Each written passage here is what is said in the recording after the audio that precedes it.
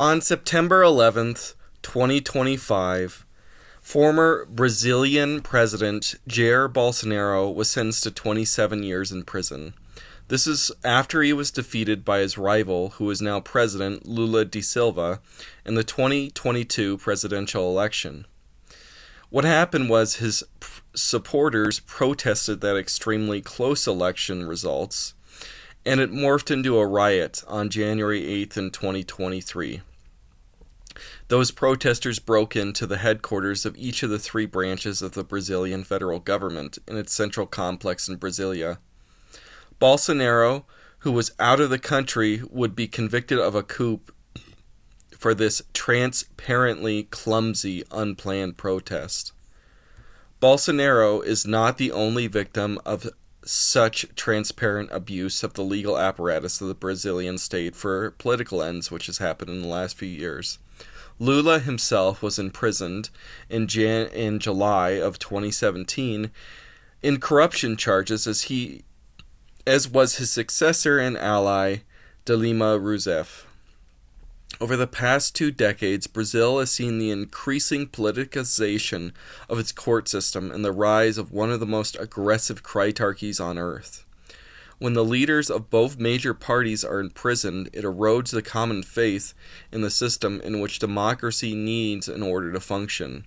The legitimacy of democratic elections and institutions have been reduced into mere tools to punish opponents rather than for the good of the greater society.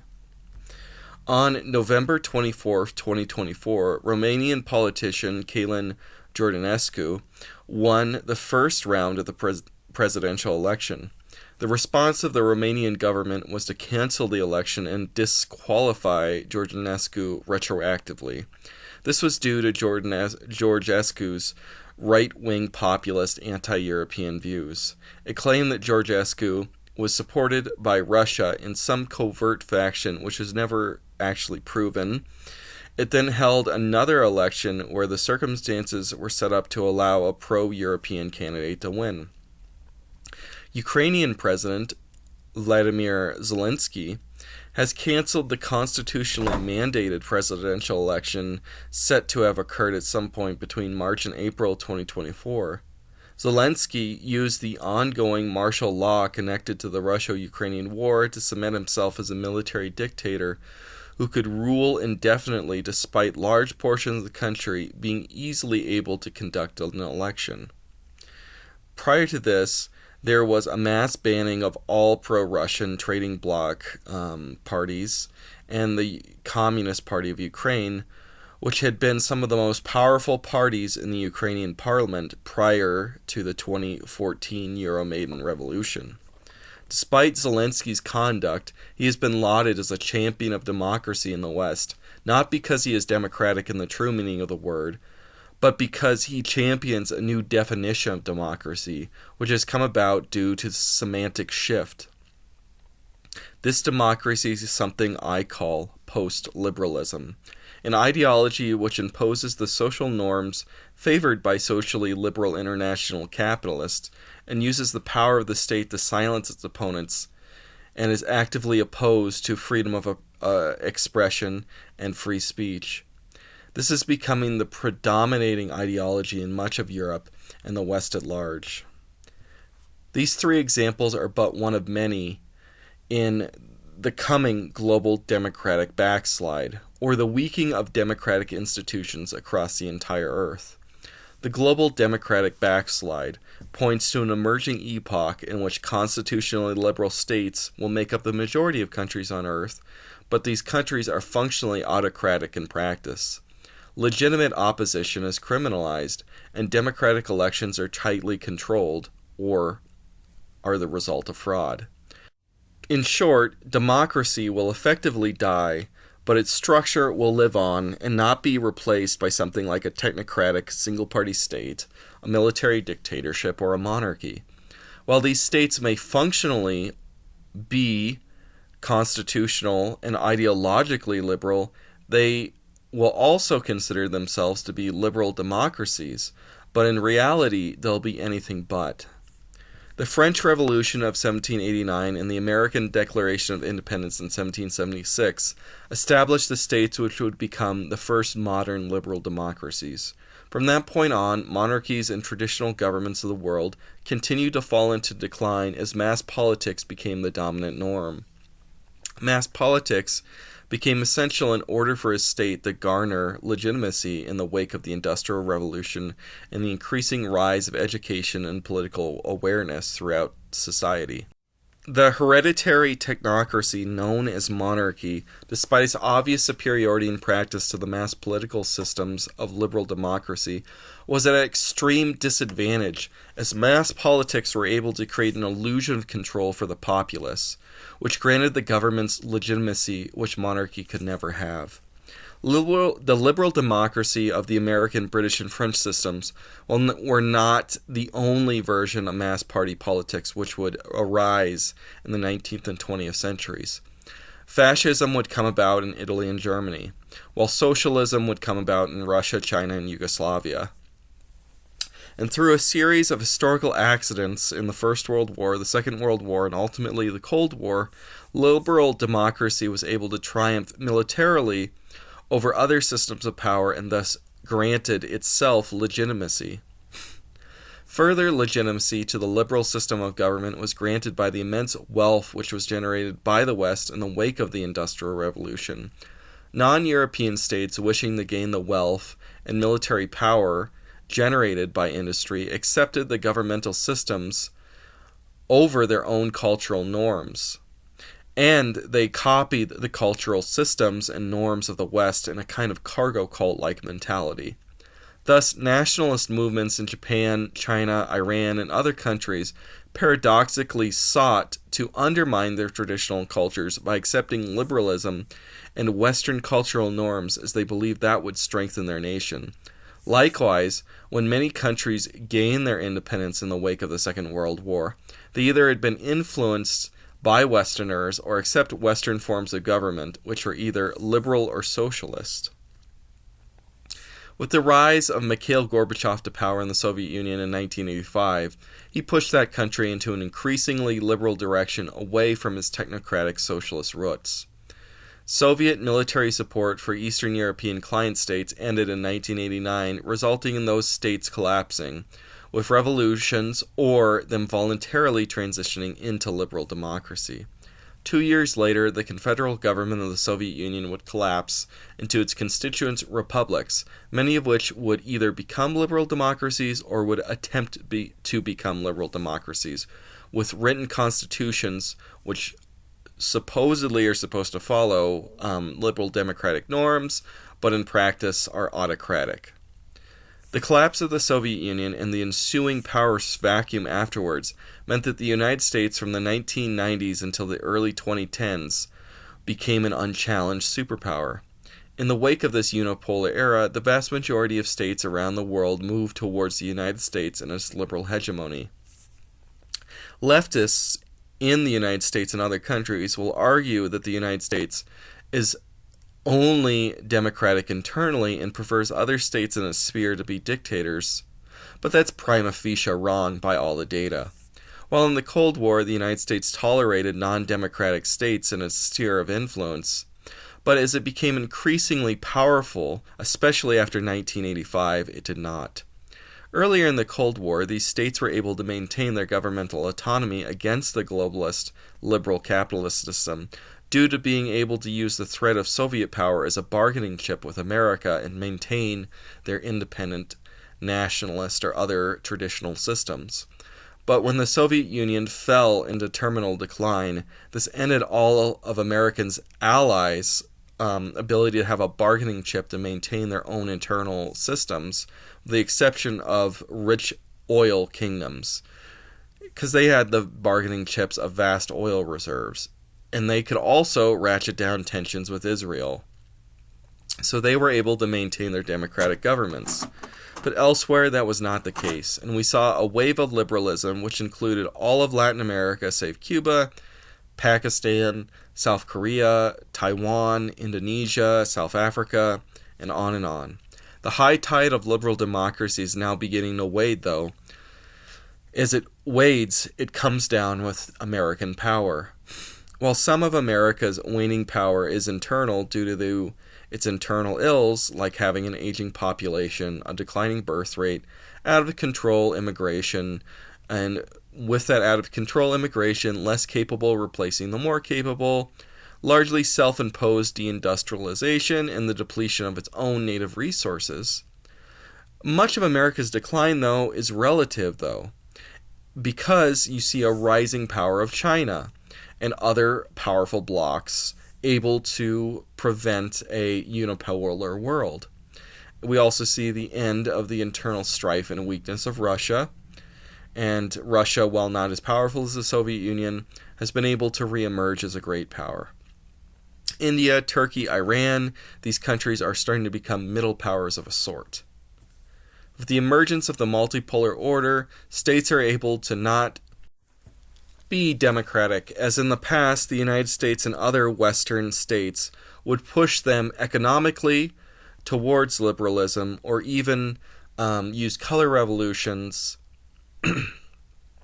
to flip them towards liberalism. But now, with the multipolar order, there are other states which can be patrons, so that there's not as much of a reason to be choosy. The West can't attempt to impose democracy through coercion, as doing so it would lose its influence. This is played out, and if anything, though, the West is rapidly losing influence because of that reason, because it refuses to play by pragmatic rules and is determined to be ideological and keep trying to impose liberal democracy and its own norms onto other countries, and those countries are moving away from the West as it does so. In the past, leaders throughout the world were able to look at democratization as an avenue for which they could maintain strength and political power, and indeed, to a certain extent, their country's independence. And from the 80s onward, there was consequences in pushing back against this wave. But now those consequences clearly outweigh the reasons to push forward to democracy. And so now democracy isn't seen as a way to maintain strength and political power. It's seen as a way to give it up to global interest, and to give it up to chaos and illegitimacy. And in the face of a single leader who wants to control the country, he's giving it up towards other people. So now that those consequences are gone, we're seeing a global democratic backslide. In order to function, rests upon a shared agreement throughout society to not cheat in elections, to respect them, to respect the peaceful transfer of power, and to not imprison the opposition. This shared faith and practice means not contesting elections, even when there is sufficient reason to do so, and to not investigate major political figures for corruption unless there's widespread support throughout society and within the leadership of the major political parties. Thus, in order to have this good faith, society must have extremely low corruption to begin with. This faith in the low amount of corruption which accompanies it requires a literal culture of democracy, and that culture of democracy requires a society which has high intelligence and a lack of aggression. Contrariwise, if there is not this faith or this culture of democracy, then the political parties are put into a zero-sum game where they are in a ever-increasing drive to abolish democracy so that the other political faction won't punish them. Their drive, then, is to create a dictatorship to prevent the other party from creating its own dictatorship, and if they fail, they will be punished. Those who were to play by the rules of democracy then are put at a great disadvantage, as by playing by the rules they will be thrown out of power, disenfranchised, imprisoned, or even killed. Both factions will then develop parallel news agencies which offer parallel versions of the truth. Accusations of corruption become widespread, so widespread that it becomes impossible to decipher or not if they are real, and that there's no objective media and nobody who's being objective and neutral which can help you decipher the reality of these accusations of corruption. To have faith in democracy and its institutions to begin with, there must be low corruption, and thus a society with low crime to begin with. And crime is correlated with intelligence and time preference. People with lower intelligence and lower tolerance to wait are going to do more crime in general. People with higher intelligence and higher ability to wait are going to do less crime in general. Despite liberal democracy existing in the written constitutions of most countries now, there is a strong correlation between the functionality of that system and the intelligence of the country. Now, this is largely a universal rule, but there are outliers. You have low intelligence India being widely viewed as a democracy, while high intelligence Singapore has never formally become a democracy, as there has never been an election where the People's Action Party lost and there was a formal, peaceful transfer of power.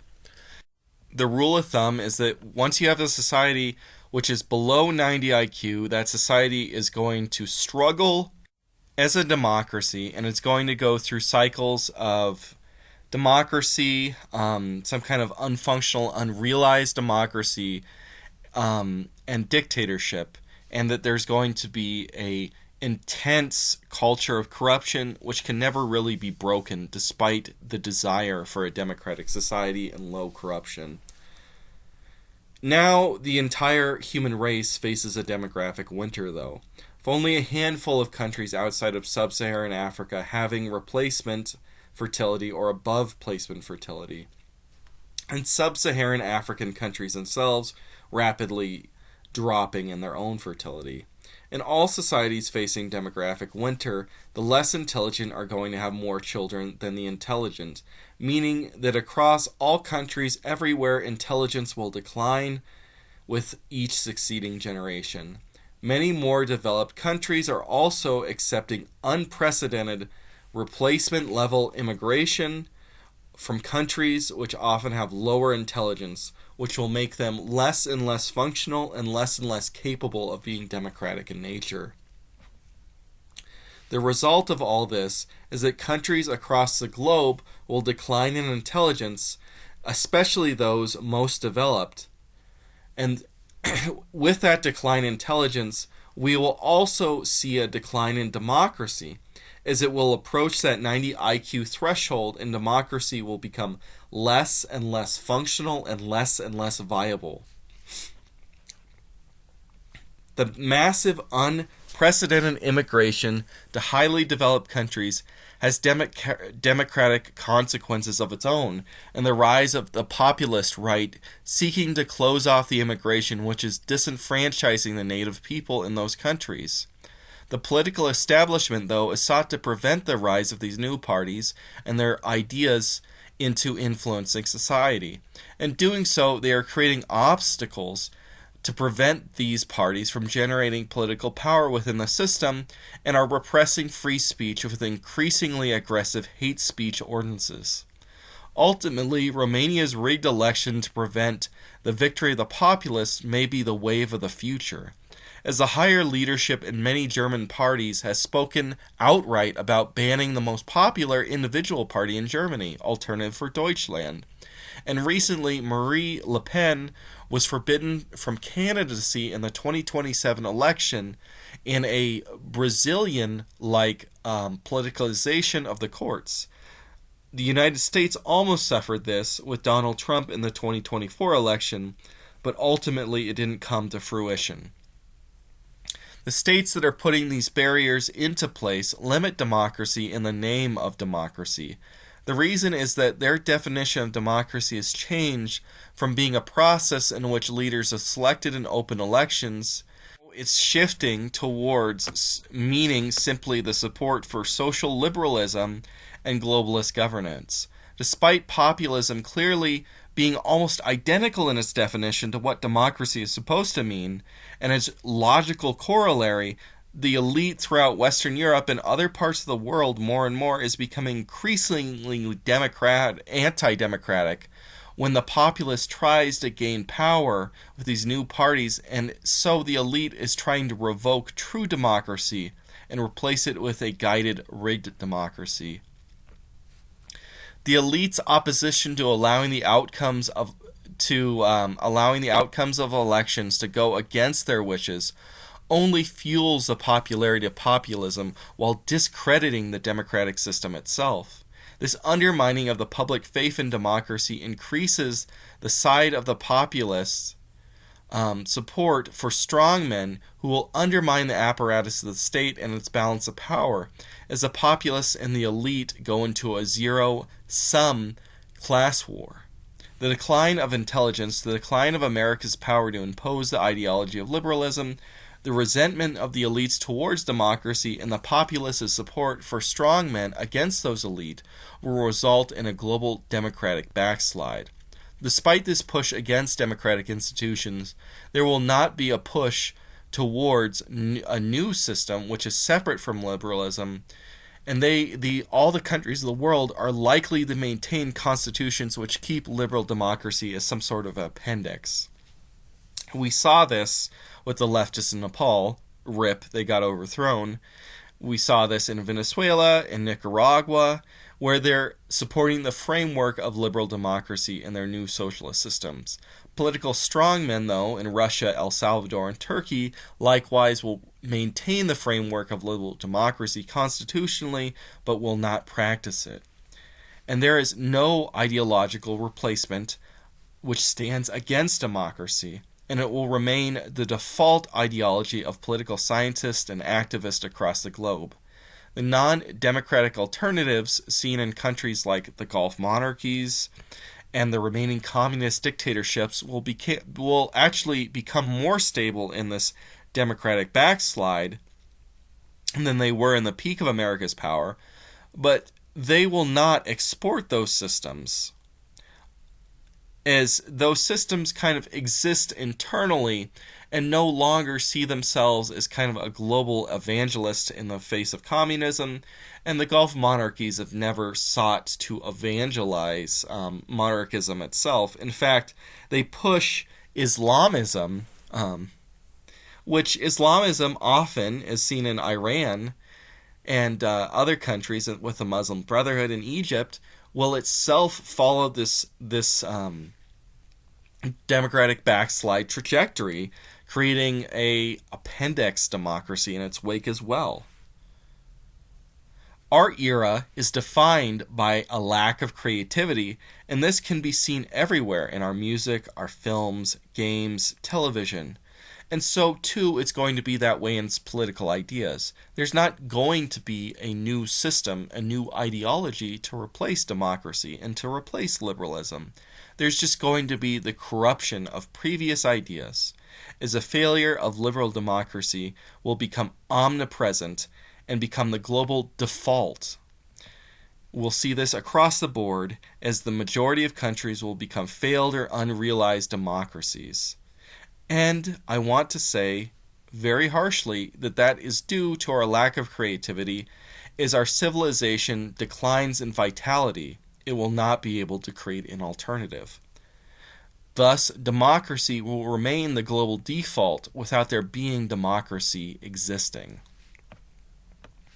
Since the age of liberalism dawned, there has been one region which has followed this course of action throughout its history, and the default, that being with a default government being a failed or unrealized democracy, and that region is Latin America.